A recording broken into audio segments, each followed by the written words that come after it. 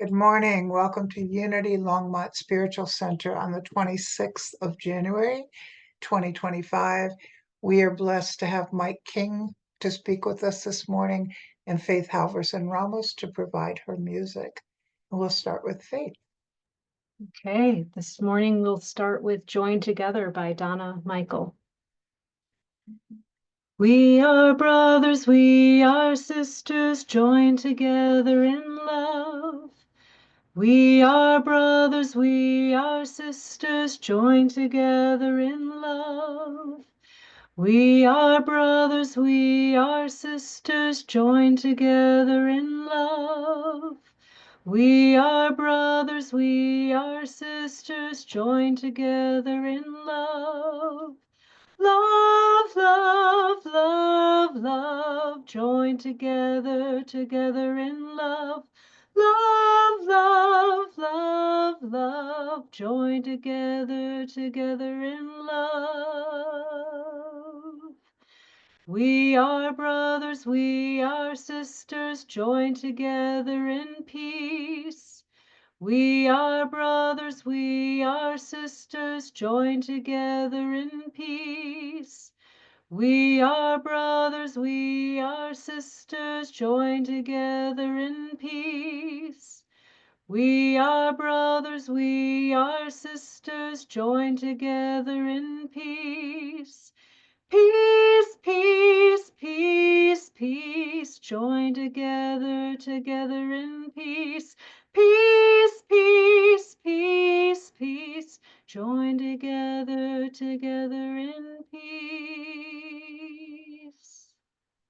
Thank you, Faith. Beautiful.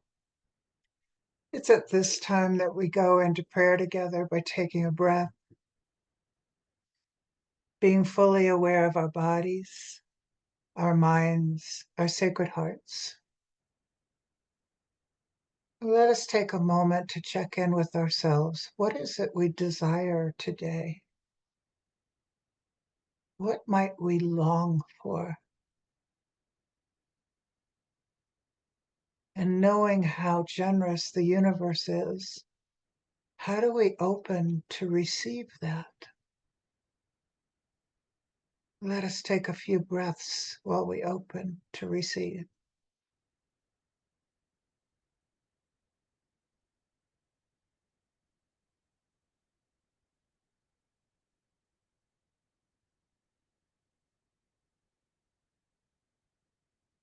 Let us remember how precious this life is, how precious each other are, and together we express such love.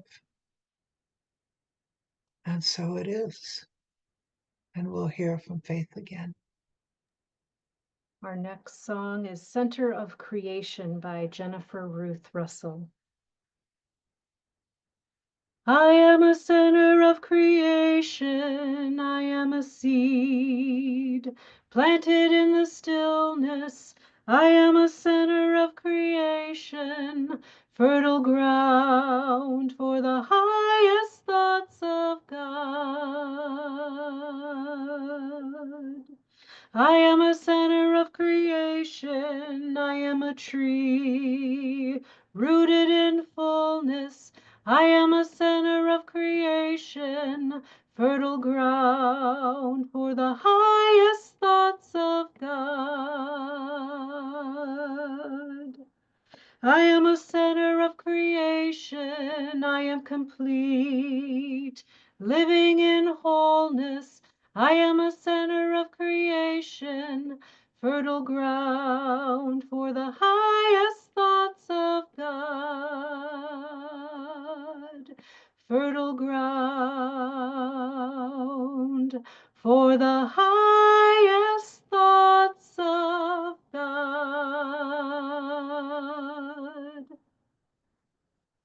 Thank you, Faith. Thank you for reminding us of what is ours.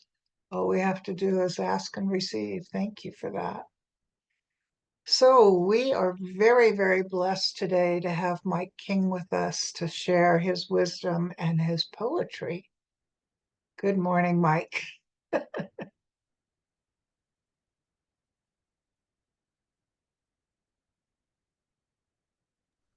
Hi, everyone. Nice to be back. I'm gonna delve right into my first poem, and I'll tell a little bit about this one. Is so different than everything that has written me before, and I think I was harking back to my first love in college, my first meeting with my wife and looking into her. So that whole romantic uh, picture came up for me. And then I realized how, in a deeper sense, it's the remembrance or that meeting when we awaken and remember our true self. So yeah, I was shocked when these words came because you've heard enough of my poetry, you'll see the difference. I call it My Beloved or Meeting God in Drag. Cultured and newly erudite. And I apologize, I'm going to have to look up at my screen. Um, Cultured and newly erudite, he stepped down from the ornate coach to the cobblestone pavement with a newfound pomposity. He wasn't expecting her to be so alluring. She was candy, not just for eyes, but for the soul. They both recognized the attraction, yet years of cultured indoctrination tempered this much anticipated formal introduction. The stoic nature of the first meeting could not remove the rose color from their cheeks as they smiled at each other with all the grace and rigidity of English propriety. As they moved toward each other, her step and station clearly just one below royalty, his just one furtive, hard one step above the common man. His natural gregariousness carried him to her white gloved, waiting, outstretched hand, bowing with a certain cocky flourish and a grin that held the promise of future adventures.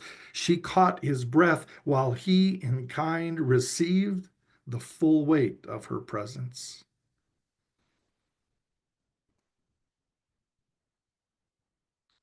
A shining lighthouse.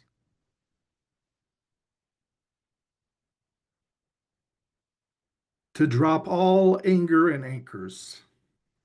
If he was a bit more self aware, he would have noticed that his heart skipped a beat, that his breath fluttered first, then left him. The feeling close akin to fear in its ability to consume and overwhelm the moment. It more alive, deeper somehow, strange, more like a sixth sense of something vast and wonderful, yet beyond the ability of mere words to convey. His torso, now unbending bravely, fought gravity as his eyes and her beauty met. It hit him, oh shoot, full on, left him speechless, dumbfounded, his cocky manner gone, replaced with something else. Now replenished instantly to fullness are just a jumble of inadequate word substitutes for a feeling sense of perfection they both sensed and felt. Intensity came alive, new as in fresh, but not new, more like remembered, like a forgotten, loved, yet estranged family member returning after a long absence to open home and hearth. Speechless, words somehow found their courage, and a mouth freed of all societal constraints opened. What was heard, but most importantly felt, was the most simple. Hello, my beloved. I've known you my whole life.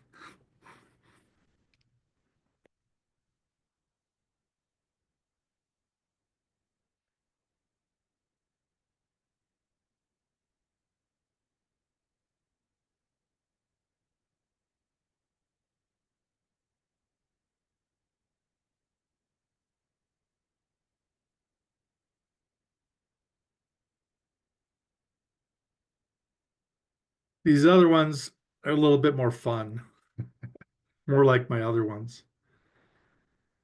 Just one, not two, not a Christian, Muslim, or Jew, not even me and a you.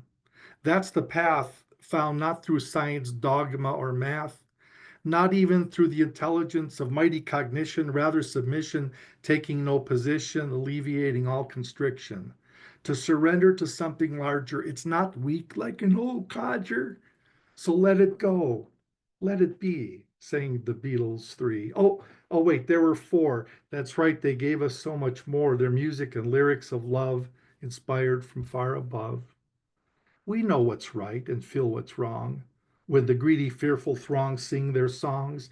So it's up to us, singers, painters, and poets, to take kindness and grow it. Pass it on. Don't prevaricate. Quick now, before it's too late. Give no more time for evil and hate to assimilate. You see, telling the truth, it's what sets us free. It's really easy, like counting to three. And as we come to the end of this ditty, let's look on our neighbor with empathy, not pity. Let the golden rule shine from sea to sea, and that alone will be enough to save our democracy. A, a little politics there at the end. It's come up, right? Okay, one more, guys. This is the one I wrote basically yesterday. After I wrote this, a friend of mine said, and I'll pass it on. He said, Mike, did you know that the Old Testament is based on a baseball game? And I thought about it, and he's a kind of a scholar. So I was thinking, well, how could that be? So he says the Bible starts in the big inning, God created the heavens and earth. So I thought I'd pass that on. Now that I didn't write the poem after that, I wrote the poem and he shared it. So, okay, here it is. I am that I am. I am the cat in the hat. I'm the hitter hitting the ball with the bat or not. I'm the catcher, the wind up and pitch. I'm the hand, the ball, the leather glove, the sky clouds and flights of dove. But I'm also at the same time not the cat in the hat or the one who hit the ball with the bat. I'm not the pitcher pitching the pitch or the catcher catching the catch or not. I'm not the beer or even the fans that drink the brew and when their teams are down, boil and stew. How can I both be the cat and not the cat? Am I not at least the hat that at the head that wears the hat, that thinks the thoughts about the cat along with endless thises and that's? What a paradox to the mind. It's clear to the heart. There's nothing to learn. You can't even begin to start. Only grace takes you to the place, but it's not a place in space or the mind's moment in time. We simply remember that what we are is sublime. I am that I am. Be still and know thy holy name. There is only one God, and this, her divine baseball game.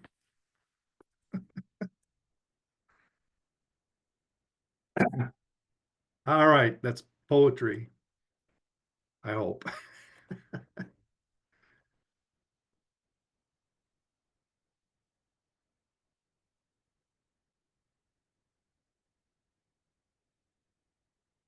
I talked a little bit about this book. I don't know if you can see it, The Way of Mastery. But what's come up for me is this surge of guilt. I, my wife and I took my 98 and a half year old father to Las Vegas. He loves Las Vegas. And all sorts of emotions and feelings and thoughts came up about this vacation was right to do.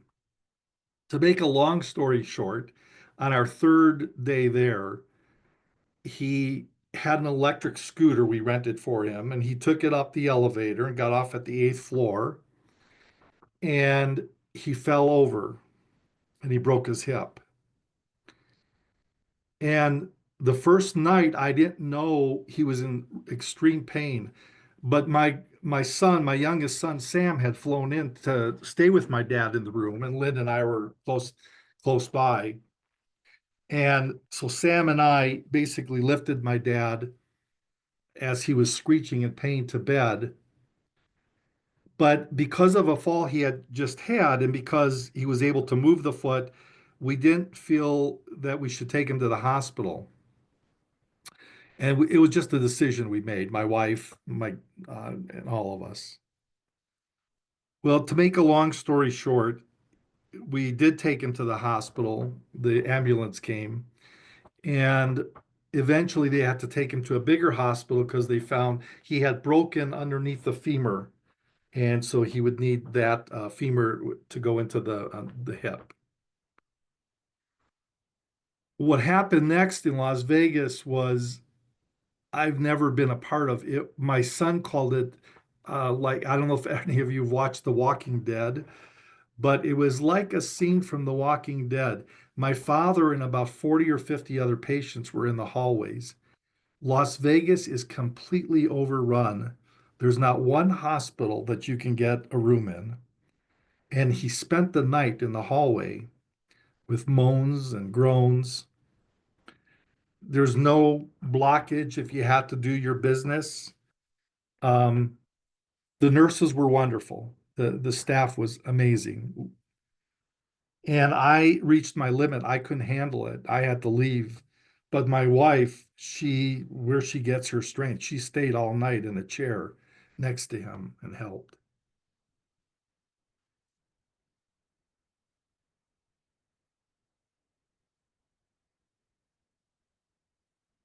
But one of the things we learned in our family is this blame game and guilt. And so all this guilt arose that I shouldn't have taken my father and this and that. I won't go into all the various ways my mind turned on itself. But what is important to me in this stage of my life is when that happens, when we're in this deepest of shadow, how in the heck do we get out? How do we find our way out? And what's my strategies? What's your strategies? I think that's how the rubber meets the road in spirituality. It's easy to talk about things, nice things when everything is nice, but it's so much harder when life falls apart.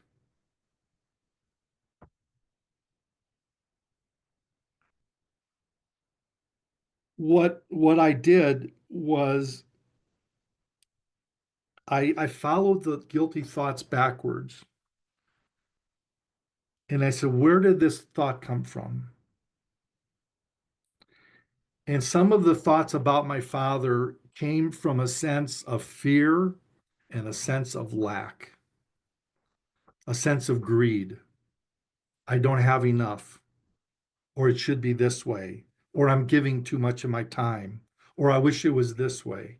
And so as I went backward in my own psychology, I saw that it's coming from fear, which got me back to this book because this, along with the Course in Miracles, really talks about fear versus love. And it's either one or the other. Now, last night I had a conversation. I was thinking, what about a neutral thought, like 2 + 2 = 4? Isn't that a neutrality? But as I looked at that neutrality, I realized neutrality itself is a peaceful thing.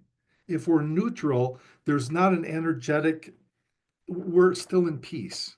So I see the truth of that it's either fear-based thoughts and feelings in the moment, or it's love-based. And it seems like we have a choice. There's choice, but really no chooser. But it seems that way. So as these thoughts came up, I just choose not to follow those fear-based thoughts. So that's one way. I just don't follow the thoughts. And I don't, even the thoughts that I'm avoiding something, which is just another thought. It's another fearful way in. Another way for me is to realize that everything that changes, everything that comes and goes, including thoughts, feelings, emotions, perceptions, is not what I truly am. Because what I truly am doesn't change. And I feel that as presence. like the space in this room doesn't change as we come in and out of it. There's no effect upon the space. It's completely welcoming.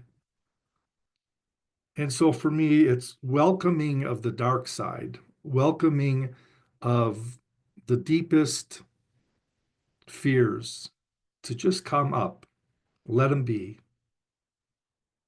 let them have a seat at the table. And so that's what my last couple of weeks have been about. Kind of a horrific times, and yet at the same time, a time of grace and learning.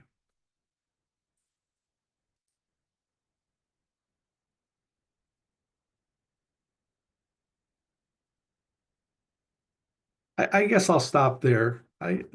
I'll call it quits there. Thank you for listening. Thank you, Mike. Um, Such meaningful experiences and your ability to be with them and dissect them for understanding is profound. So thank you for sharing all of that. And we will get to hear Faith. Our next song is, excuse me, Closer to the Light by Herboda. Oh, from day to day, it's so hard for me to say if the road that I'm on now will lead me right. But year to year, it becomes a bit more clear. Seems like I am getting closer to the light. And when my burden's great, so that I bend under the weight, and it seems like I'm surrounded by the night. Oh, well, I don't mind traveling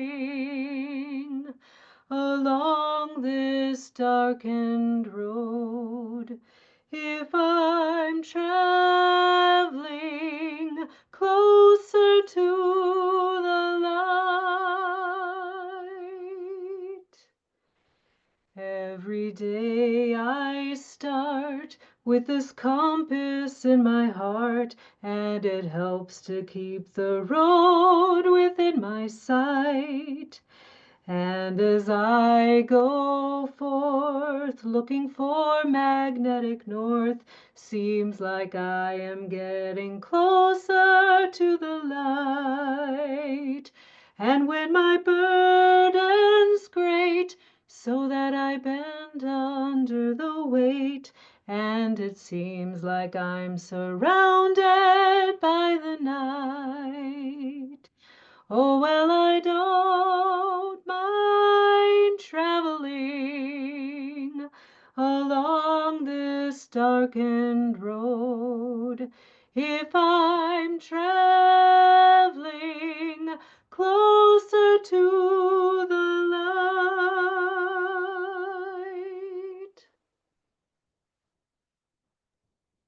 Thank you so much, Faith. The message is so powerful. It's a good reminder. Just keep on going. Just keep on going. So let us go into our sharing of love and light. And again, we do that by taking a breath together, being present to this moment, being especially aware of who we are and what we are. Ultimately, we are the light. We are the love. Let us spend a moment accessing that, experiencing it.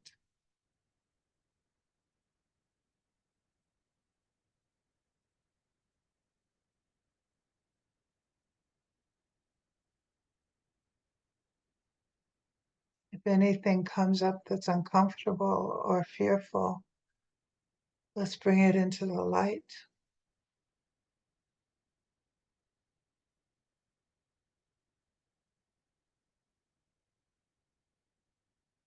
And in this moment, if there's someone you know that can benefit from love and light.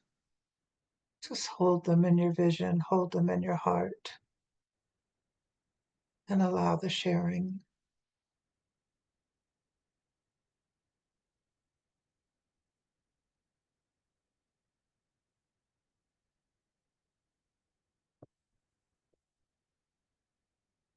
This love, this light connects us always.